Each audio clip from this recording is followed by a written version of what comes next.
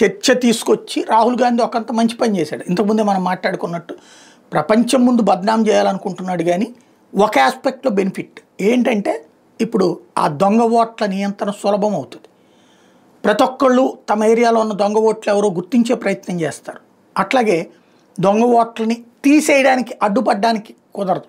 కానీ ఇప్పుడు బీహార్లో ఓట్లు తీసేసినందుకు ఓటు చోరన్నాడు, మహారాష్ట్రలో ఓట్లు యాడ్ చేసినందుకు ఓట్లు దొంగలు అంటాడు.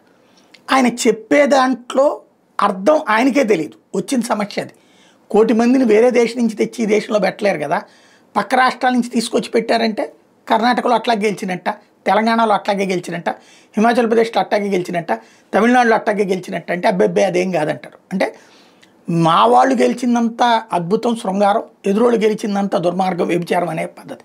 అది పక్కన పెడితే ఈ చర్చ ద్వారానన్నా పబ్లిక్ కావాల్సిందల్లా ఓటర్ ఐడి పాన్ కార్డు ఇదేదని ఏమంటారు, ఓటర్ ఐడి ఆధార్ అనుసంధానం చేయాలి తప్పనిసరిగా. ఈ సిస్టంలోకి రావాలి. నిన్న ఏదో పాపం పొన్నం గారు అనుకుంటుంది, రాహుల్ గాంధీ చెప్పినట్టు ఓటర్ ఆధార్కి అనుసంధానం చేయాలి కదా, ఎవరు ఎందుకు ఆపుతున్నారు? ఎవడు ఆపుతున్నాడు? కేంద్ర ప్రభుత్వం చేస్తానంటే సుప్రీంకోర్టుకి వెళ్ళి ఆపిచ్చే ప్రయత్నం చేసింది కాంగ్రెస్ పార్టీనే. ఇదే కపిల్ సిబల్ వీళ్ళందరూ కూడా ఆధార్ అనుసంధానం చేయడానికి వీల్లేదు, ఐచ్ఛికం మాత్రమే పెట్టారు. మస్ట్ అని పెట్టండి, ఓటర్ ఐడి ఆధార్ అనుసంధానం. దాంతోపాటు సాఫ్ట్వేర్ సింపుల్ సిస్టమ్, ఒక్కచోటే ఓటు ఉంటుంది.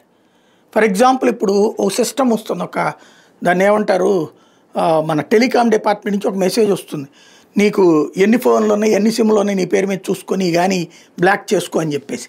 అట్లాగే ఆధార్తో ఇది అనుసంధానం చేసేసి రేపు పొద్దున్న నీకు ఎక్కడెక్కడ ఓటు ఉందో చూపెట్టి ఇందులో నువ్వు ఒకటి ఉంచుకోవాలి మిగతా 3 డిలీట్ చేసేయాలని చెప్తే ఆన్లైన్లోనే డిలీట్ చేసి పడేస్తే ఒకటే ఉంటుంది. 4 ఉన్నాయి అంటే అసలు నిన్ను ఓటుకి అలౌ చేయకూడదు. సింపుల్, ఈజీ, ప్రశాంతం. అలా జరగాలని కోరుకుందాం.